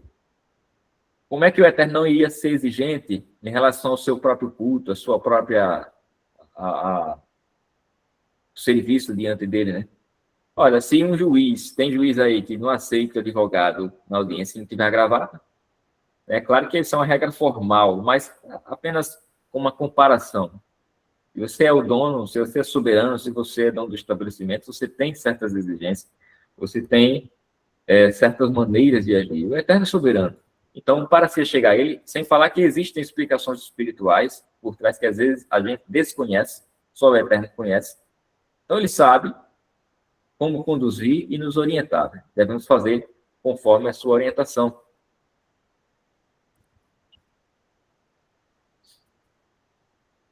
E outra coisa, né? Arão, ele se cala, demonstrando a sua obediência, né? Diz assim também, serei santificado naqueles que se chegarem a mim. Então, a santidade tem a ver com aproximação. Quanto mais subimos ao nível de santidade, né, mais nós chegamos ao Eterno.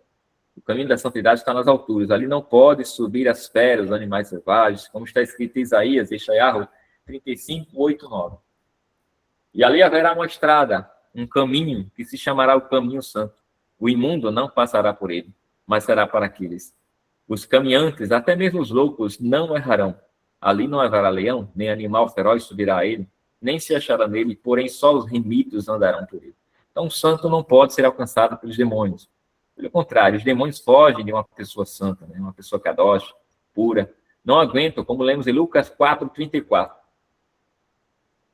Dizendo, aqui temos nós contigo, Yeshua Nazareno, vieste a destruir-nos, bem sei quem és, o santo de Elohim. Então, nós que procuramos seguir a Torá, os mandamentos, não precisamos ter medo de demônios. Na verdade, os demônios fogem de nós, porque ele vê em nós uma luz, a luz da Torá.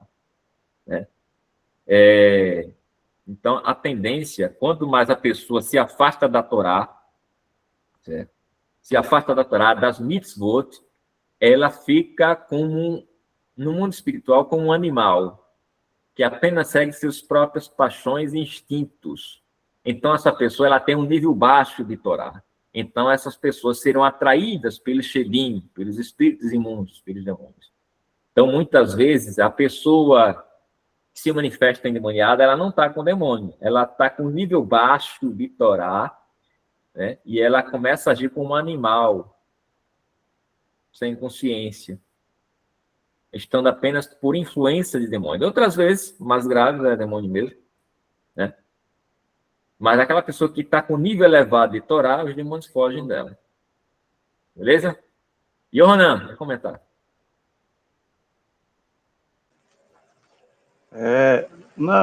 Só complementar mesmo, porque você já falou o que eu queria falar, mas eu vou só dar uma pincelada. Aquela expressão que a gente sempre ouvia, né? No outro sistema, que Deus é amor, mas é fogo consumidor, ele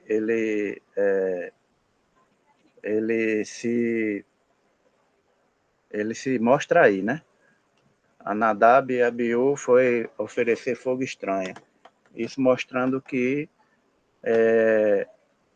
assim como Deus é o Deus da graça, né?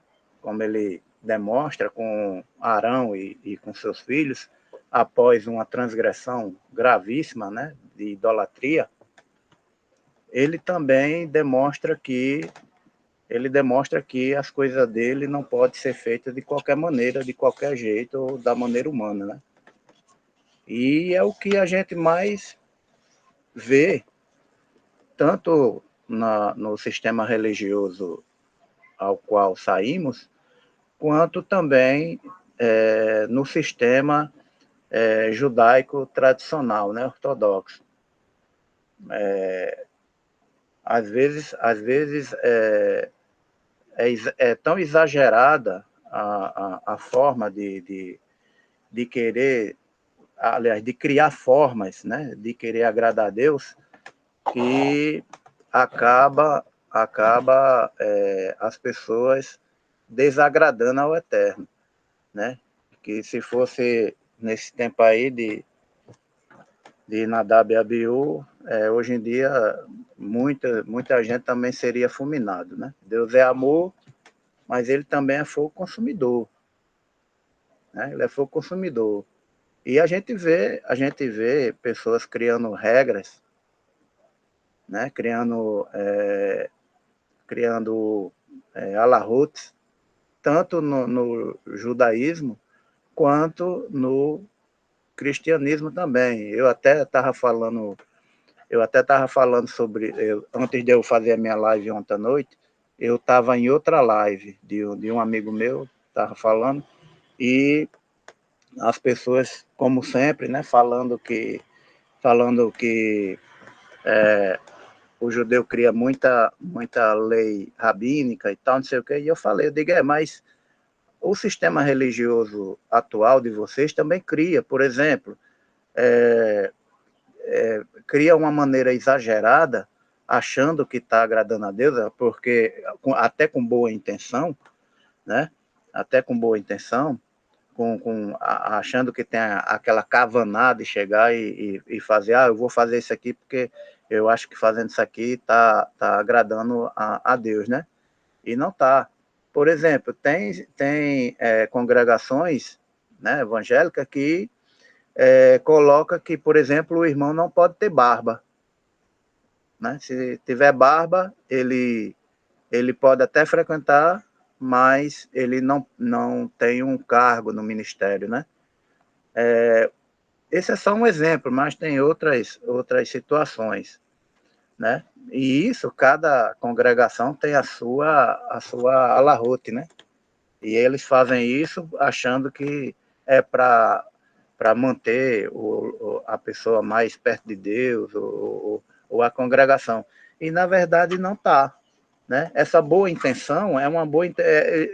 vocês já ouviram aquela como é que chama? Aquela fala que diz que de boas intenções o inferno está cheio? Pronto, entendeu? É mais ou menos isso. De boa intenção, o inferno está cheio, porque a Nadab e a Abiú, eles fizeram isso, né? Com boa intenção, achando na maneira deles de chegar lá e oferecer o fogo, né? Oferecer o sacrifício, alguma coisa assim. Mas está aí a resposta do Eterno. Aí, em cima disso, e de outras questões, aí vem lá os pais, né? Os pais do sistema, falando que no Velho Testamento tem um Deus que é mau, que mata, que extermina, que fulmina, né? Começa a botar colocações e, por isso, criou-se esse sofisma de que o Deus do Antigo Testamento é um Deus mau, né? É um Deus ruim, um Deus bravo, que matava criança, matava velho, adulto, enfim. E no Novo Testamento tem um Deus que é só de paz e amor, né? Um Deus de graça, um Deus de paz e amor. Mas o que eu queria dizer era isso, que realmente, mesmo a gente com boas intenções, achando que muitas vezes a gente está agradando ao Eterno, e não está, né? E não está, porque quando ele concede graça, ele concede. Mas quando ele vê que você está querendo fazer da sua maneira e não da dele, aí ele vai também agir, porque ele é um Deus de agilidade, ele é um Deus de providência, né? Ele é um Deus de mansidão também, mas também ele é um Deus que vai agir, né? E isso ficou demonstrado aí, nessa parte. Tá entendendo? Lembrando, né? Só lembrando, Zará, este Zará, fogo estranho. Zará é a mesma palavra que compõe Avodazará, serviço estranho, que também se refere à idolatria, né? Então, serviço estranho é culto estranho, culto diferente daquilo que o Eterno determinou, né? Então, Arão se calou depois das palavras do Eterno. Então, se alguém vai oferecer sacrifícios, não pode estar triste ou melancólico. Então, Arão não podia fazer o seu luto, porque ele, como sumo sacerdote, tinha que dar o exemplo. Se assim fosse, os sacrifícios seriam desqualificados, se ele ficasse triste ou melancólico. Então, Arão não podia rasgar suas vestes, não podia raspar suas barbas, né, como sinal de luto. Então, Arão mostrou com esse ato que amava mais o Eterno que os seus próprios filhos.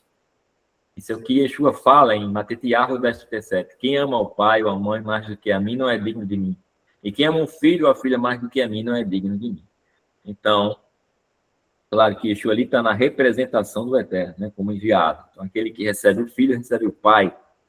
Né? Então, Arão, ele realmente amava o Eterno, né, e entendeu que os filhos agiram errado, né? De forma que foram fulminados. O versículo 6, capítulo 10. E Moisés disse a Arão e a seus filhos, Eleazar e Itamar: Não descobrireis as vossas cabeças, nem rasgarei as vossas vestes, para que não morrais, nem venha grande indignação sobre toda a congregação. Mas vossos irmãos, toda a casa de Israel, lamente este incêndio que o Eterno acendeu. Né? Ou seja, os parentes não podiam fazer luto, né? A palavra hebraica que foi trazida como descobrireis é tifraú, né? Que vem da raiz pará, que significa expor, descobrir. Bamidbar, número 5:18, é trazido como importunar e distrair. Em Êxodo 5:4 também. Então, nesse texto foi entendido que não podia deixar crescer o cabelo, né? O cabelo da cabeça, né? E a barba também. Em Levítico 3:41, Números 6:5, Ezequiel 44:20, encontra-se a palavra pera, que vem da mesma raiz, significa cabelo. Para a cultura judaica ortodoxa, esse é um dos 603 mandamentos. Certo? Então, os sacerdotes não podiam deixar crescer o cabelo mais do que 30 dias. Antes disso, eles tinham que sempre estar cortando o cabelo, porque é sinal de luto na hora que você corta o cabelo. Então, os sacerdotes tinham que permanecer sempre nessa simbologia, né, alegre com o Eterno. E quem cortava o cabelo é sinal de luto, de tristeza. Então, cortar o cabelo é sinal de alegria e gozo. Né? Se deixar crescer, pessoal corrigindo, né? Se deixar crescer, é que é sinal de luto e de tristeza. Né? Então, o sacerdote não pode ter a imagem de um enlutado. Segundo o Talmud, né, é proibido cortar o cabelo e a barba durante o luto. Por outro lado, é proibido rapar o cabelo ou a barba. Então, a Torá ensina-nos um estilo de vida com modéstia. Não é bom ser extremista, né? Nem para um lado, nem para o outro. Certo? Então, o Eterno ele sempre busca um equilíbrio, não extremismos, não radicalismos. Né? Devemos sempre buscar essa orientação, moderação. É um dos frutos do Espírito, né? Que o apóstolo fala, o apóstolo Paulo, né? A temperança. Temperança é um dos frutos do Espírito, que, em outra tradução, é autocontrole ou domínio próprio. Versículo 7. Não saireis da porta da tenda da congregação para que não morrais, porque está sobre vós o azeite da unção do Eterno. E fizeram conforme a palavra de Moisés. Então, a unção só foi dada para servir ao Eterno. Se for usada para outra coisa, então há um desvio de função. Haveria o que? Pena de morte. Satã tentou fazer com que Yeshua usasse a unção para benefício próprio, né? Benefício pessoal, quando pediu para transformar as pedras em pães. Mas foi de imediato, né? Rejeitado pelo Messias. Com relação aos corpos de Nadab e Abiú, está no versículo 4, né? Eu pulei, ó. Versículo 4 diz, e Moisés chamou Misael e Eltsafã, os filhos de Uziel, rei de Aharon, tio de Aharon, e disse-lhes, aproximem-se e carreguem seus irmãos do santuário, os corpos de Nadab e Abiú, para fora do acampamento. Eles vieram, como estavam vestidos, em suas túnicas, e carregaram Nadab e Abiú para fora do acampamento, como Moisés tinha dito. Então, Misael e Eltsafã, eles eram levitas, né, que normalmente recebem trabalhos honrados e sagrados no tabernáculo, né? Carregar o tabernáculo, montar o tabernáculo, desmontar o tabernáculo, carregar a Arca da Aliança. Todos os serviços ali eram feitos pelos levitas, serviços de organização, né? De montagem. Então, eles tinham essa função também, era uma função negativa de tirar os corpos nesse momento, nesse contexto aqui. Arão não podia fazer isso e nem os filhos de Arão podiam fazer isso. Eles estavam consagrados, né?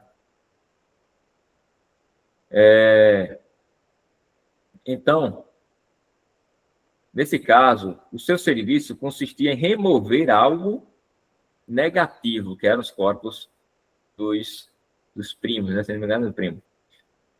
Isso nos ensina que uma pessoa não deve estar somente disposta a servir a Deus com atos honrados e positivos, mas também ele deve servir a Deus por meio de tarefas mais baixas, necessárias para remover coisas que são negativas. Isso nos traz um ensinamento, que nós fomos escolhidos não só para sermos honrados em tarefas que nos dão honra, privilégios, louvores, né, elogios, mas também, por exemplo, na congregação, varrer o piso ali daquela congregação, carregar um banco, né? Nós temos também a função de também fazer essas atividades que aparentemente sejam desonrosas, não são. São coisas aparentemente negativas, né? Levar uma pessoa enferma, certo? Então, na congregação, a comunidade tem que ter essa consciência de ajudar na organização ali daquela congregação. Não ficar a mercê só de uma pessoa, mas todos têm que ter essa consciência de ajudar nos serviços, afazeres, na ornamentação, né, na arrumação da casa, da congregação, certo? Nas festas, organizar, montar a cabana, né, o açucar. Então, são tarefas também que nos elevam, embora negativas, aparentemente negativas, né, nos elevam. Amém? Baruch Hashem. Mais alguém quer comentar para a gente encerrar? 12h20, vamos encerrar. Alguém quer dar a consideração final? Tem muita coisa ainda que a gente pode falar, mas o tempo não dá. Então, nós vamos organizar, pessoal, para que... Baruch Hashem. Só um minutinho. Nós vamos organizar para que no próximo Shabat a gente possa também se reunir à tarde para estudarmos a Haftarah, as lições do profeta. E a gente vai chamar os irmãos, né, escalar alguns irmãos para também. O irmão que for dar a Parashá de manhã fica responsável pela Parashá de manhã e outro irmão para Haftarah à tarde, tá certo? Para não preenchermos essa lacuna no Shabat à tarde. Pode falar, Amado. Não, Baruch Hashem, foi uma benção, foi forte demais essa paraxá de hoje. É muito aprendizado para cada um de nós, né? A gente vê exemplo aí de Nadab e Abihu, né? E a gente realmente, a gente precisa estar diante do Eterno conforme os mandamentos, conforme a vontade do Eterno, não fazer as coisas conforme a nossa vontade. E é muito forte essa paraxá que nos traz uma reflexão grande, né? E a cada dia possamos aí meditar e estar conectado com o Eterno. Quanto mais conectado com o Eterno, menos vontade humana a gente vai ter. Verdade. Forte. Parabéns, Eugênio, foi muito forte hoje. Baruch Hashem. Então, queremos agradecer a todos. Irmão Ederson. Foi boa. Muito boa. Parabéns. Porque a Paraxá ela tem muitos pontos, né? É impossível no rito sefará você passar todos os pontos, né? Impossível, não há possibilidade. O rito Ashkenazi, você faz como uma prédica, né? Como uma prédica. Mas tirando dúvidas, fazendo perguntas, comentários, é impossível fechar uma paraxá. É verdade. Viu? Então, agradeço a todos os irmãos, vamos encerrar. Xalia, pode fazer a oração final? Encerrando, agradecendo aí. Estamos aqui, eu já estou até com a barriga encostando aqui. Vamos abençoar também já o alimento, né? Avinu Shabbat Shammai, muito obrigado por estarmos nesse Shabat, e que venham outros Shabatotes e que estejamos nessa mesma união. Pai, nos dá direção para também o estudo da Haftarah, né? Para que a gente possa crescer, nos ocupar mais no Shabat, para que possamos, com essa cerca, né, eliminarmos essa inclinação que temos, né, de não guardar o Shabat. É uma forma do Senhor estar sempre conectado, é através dos mandamentos. Muito obrigado. Obrigado ao Senhor por ter dado a sabedoria, a cada um que partilhou o seu comentário, partilhou a sua fala. Abençoe a comunidade de Mossoró, abençoe a comunidade de Natal, abençoe a Currais Novos, abençoe a todos, a comunidade do Almada, a comunidade que estão se formando aí também, a todos que entraram por convite, aqueles que vieram também pelo Rua HaKodesh, que eles possam abrir cada vez o coração, que possamos renovar os nossos votos, que possamos renovar os nossos recomeços. Abençoe agora a nossa comida posta à mesa, que o Senhor possa nos trazer sustento e que a nossa panassá nunca falte na nossa casa e nas casas daqueles todos que estão em Techuvá, e aqueles todos, por que não dizer do mundo, acaba, Senhor, aplaca a fome do mundo, visita os doentes, faz a obra onde nós não conseguimos ir.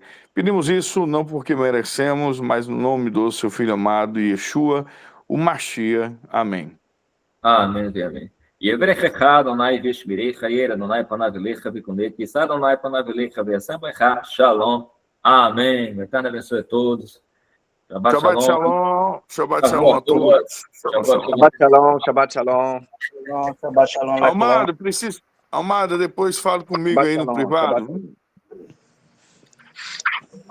Almada, depois fala comigo no privado. Shalom.